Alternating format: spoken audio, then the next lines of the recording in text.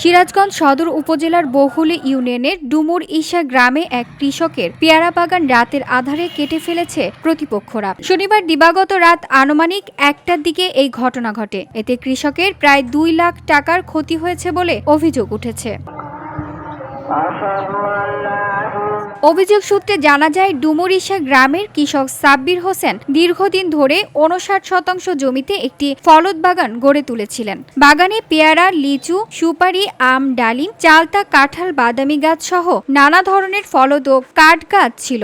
শনিবার দিবাগত রাত পাশের পদমপাল গ্রামের ইসাক আলীর ছেলে রাকিব, সুলতান, নূর ইসলাম, ইউনুস আলী ও ইসমাইল পরিকল্পিতভাবে বাগানে ঢুকে নির্বিচারে গাছ কেটে ফেলে। এতে কৃষক সাব্বিরের স্বপ্নের বাগান ধ্বংস হয়ে যায়।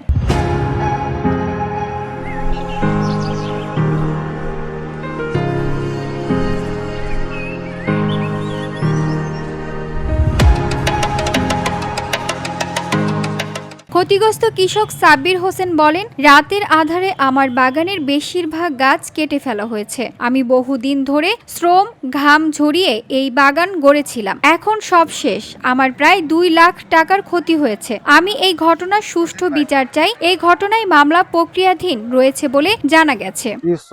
ইউসুফের ছেলে সুলতান, রাকিব, ইসলাম, নূর ইসলাম এরা সবাই এসে আমার এই বাগানটাকে কেটে একদম ভেঙে ফেলছে। এবং ইউসুফের ছেলে শিফাত, আমি এটার বিচার চাই। প্লাস হচ্ছে আমার ২ লক্ষ টাকার মতো ক্ষতি হয়েছে।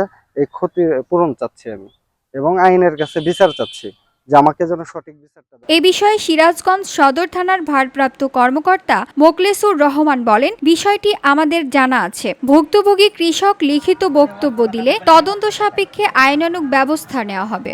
স্থানীয়রা জানান, দীর্ঘদিন ধরে ওই এলাকায় দুই পক্ষের মধ্যে বিরোধ চলে আসছিল। তার জের ধরেই এই হামলা ও বাগান কেটে ফেলার ঘটনা ঘটেছে বলে ধারণা করা হচ্ছে। রাতের অন্ধকারে, গভীর রাতে এসে একটা সময় এসে এই যে লিচুর বাগান, তারপরে পেয়ারা, আমরা, চেলটা, ডালিম গাছ, সুপারি গাছ এগুলা ওই উপর হস্তক্ষেপ করে। কৃষক সাব্বির এখন ধ্বংসস্তূপে পরিণত হওয়া বাগানের দিকে তাকিয়ে হতাশায় কাঁদছেন। পরিবারের একমাত্র আয়ের উৎস নষ্ট হয়ে যাওয়ায় তিনি দিশেহারা হয়ে পড়েছেন। মানে ভাঙছে, ওই পাশে একটা ঘর ভেঙে ফেলছে। VOD Bangla news desk.